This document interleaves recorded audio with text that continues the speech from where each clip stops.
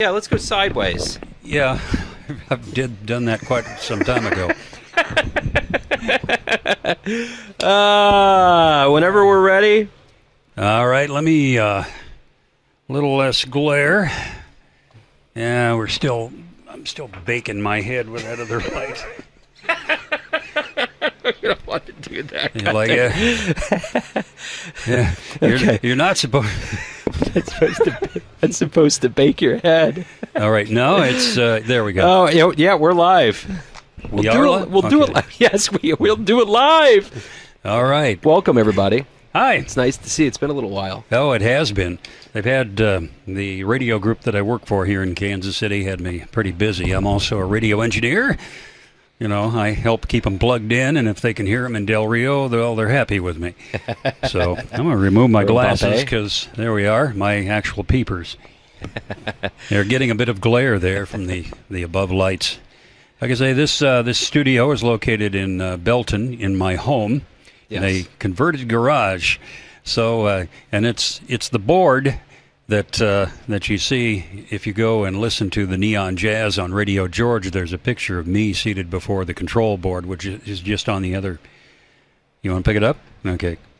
How do you like that? How do you like it? How do you like that? This will Here's give you kind of a little bit of tour of the studio here. Yeah, it's an actual broadcast board. You got to focus in on Frank, can you? Hold on. Can you get him? Wait. There he is. Yeah, get a little glare. Blue eyes. The chairman of the board. Hold on. There we go. We're getting the glare out of his eyes. Yeah, chairman of the board on what would be your...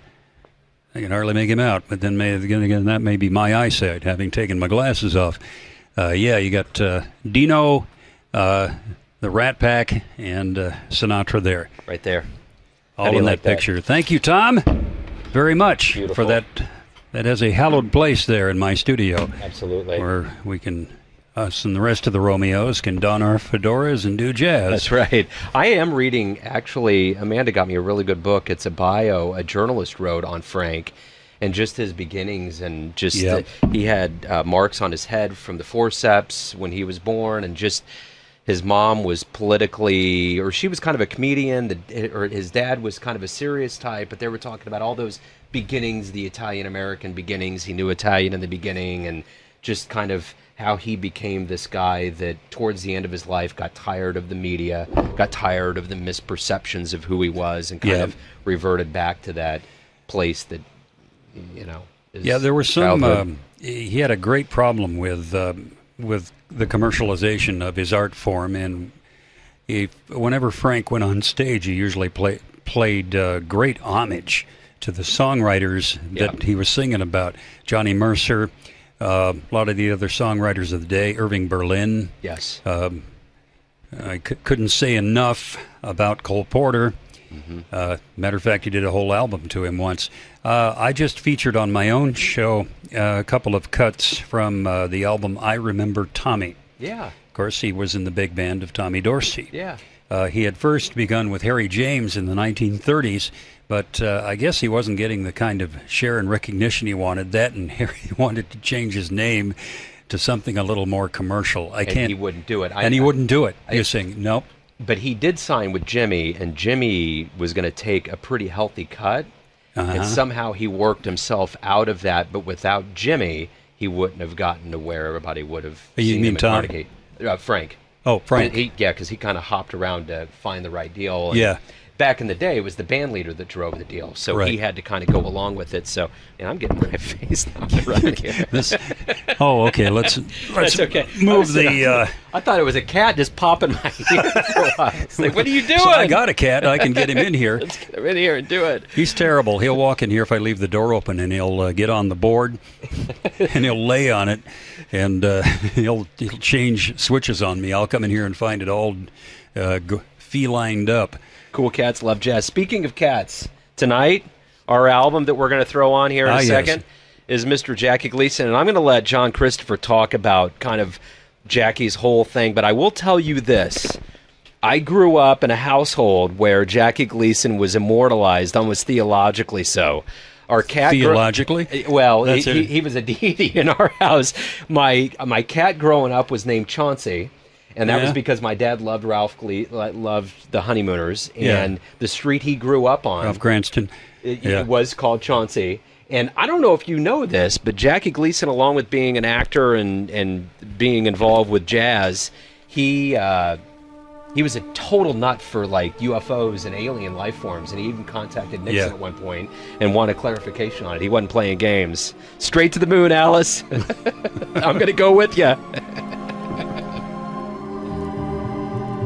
Jackie Gleason, kids, orchestrating pure magic for all you lovers and even you non-lovers out there. You probably remember Jackie as, the chief character there in The Honeymooners. Yes. But not to forget that he was also a wonderful band leader during the time what was filling a market for what was at the time easy listening music. A lot of other bands were to come out of that genre later on, like Percy Faith, Henry Mancini. He made the remark here not too long ago that these were old masters in their own way. They had there he is. Yeah. That, my friends... That is the signature trumpet. That's Don Goldie on trumpet. Yep. With rich strings and subtle instrumentational accents. The only way that Jackie knew how to do it. He took the pop and standards of the day and pretty much did them all this way. Yeah. And his albums, that genre of album, sold millions. He molded a great jazz sculpture. Yes, he did. Well, I was starting to say that some of the old masters taking their cue off of this market, like Bert Kaempfert, Henry Mancini, Percy Faith, David Rose. Yeah. A lot of these guys had the formal music training, and some of them classically trained, even like Duke Ellington. Yeah. But they were these old smoothies. Their music just went down like a fine season's cup of coffee. That's it. Without any dregs at the bottom. Nothing. And they were so good that eventually, because of the dissonance of rock and roll, when it started to come on the scene, this stuff sort of faded into the background. Yeah. And hence the term background music. And then later, elevator music, because you would hear, I remember hearing versions of the standards done by Herb Alpert, and they all sounded like Herb Alpert. Yeah. In the Tijuana Brass. But this, the formulation of the term elevator music made me wonder if Stan Getz and these other guys would have rather taken the steps. Yeah, right. Yeah. As opposed to hearing their stuff triple-tongued and butchered in the grocery store aisles. They were claustrophobic. They didn't want to be in that elevator. They didn't want to be stuck there. So one thing I do want to say, and I want to give a good shout out to Grey Wolf Publishing. Tonight on the show 562, I did a feature, and this is something that we kind of touched on in the show a little bit when we talked about it. The melding of poetry and jazz together, which I find very interesting. In fact, the other night I was out in Lawrence, and I caught a good friend of mine, Kevin Rabus, and he is the Poet Laureate of Kansas, and he was reciting poetry from his new volume.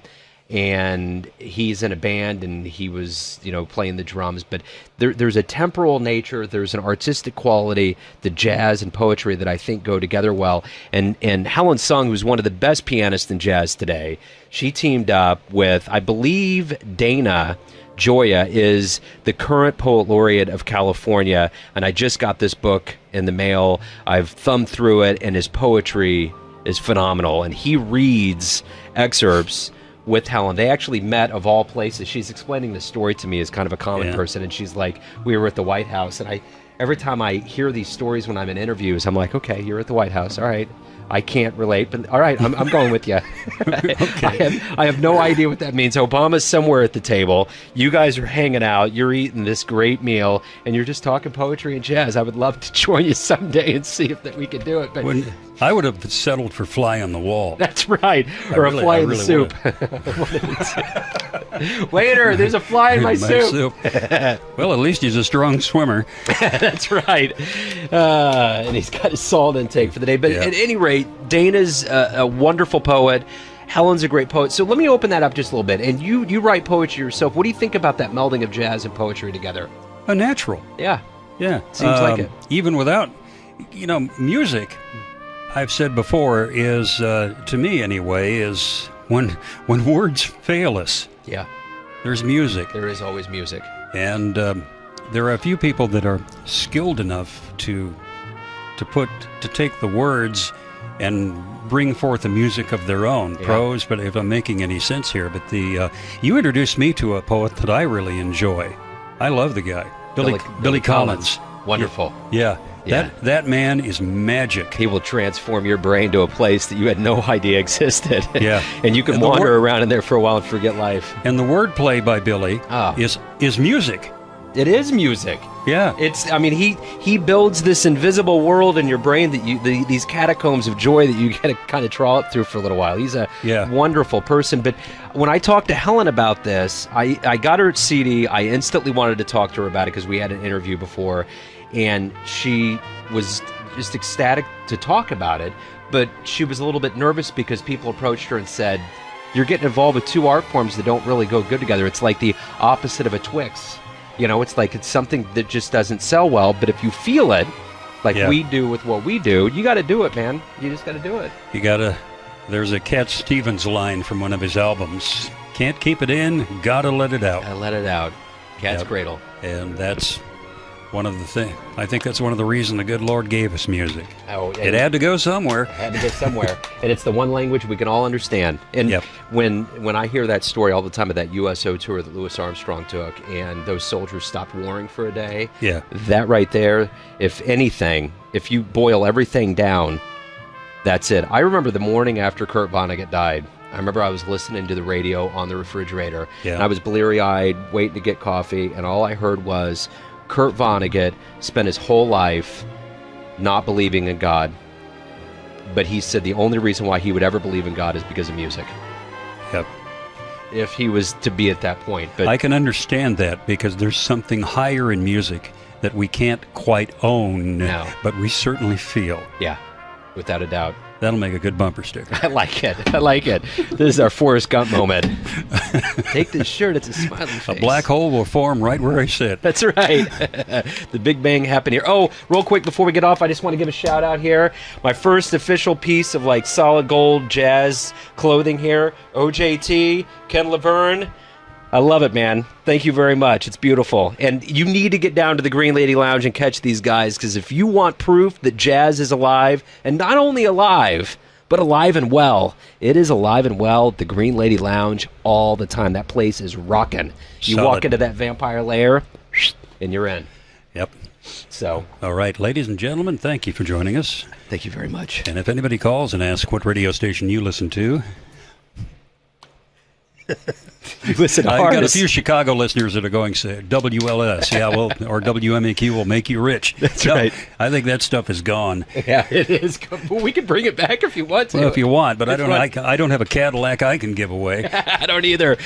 But we are on KCXL, and I want to say KOJH 104.7 FM. Out of the beautiful Mutual Musicians Foundation. They're bringing jazz back in a big way here in Kansas City, just adding to the luster of a very rich and luminous scene. And the Neon Beat just added a 12th station. The finest show on the radio, kids. Right there. On the Native American reservation in South Dakota, but, we call that a rim shot station into Rapid City. That's wonderful. I actually caught the Native American Festival down at the Nelson this weekend. Beautiful. Oh, yeah? Totally. Anyway, there you go. That's bad. I guess that's all we got for right now. All right, guys. Good to talk to you again. Glad you could tune in and say hello, and we'll catch you on the flip-flop. And remember, folks, enjoy the music, my friends. That's right. Stay hydrated. Stay jazzy, kids. Neon Jazz.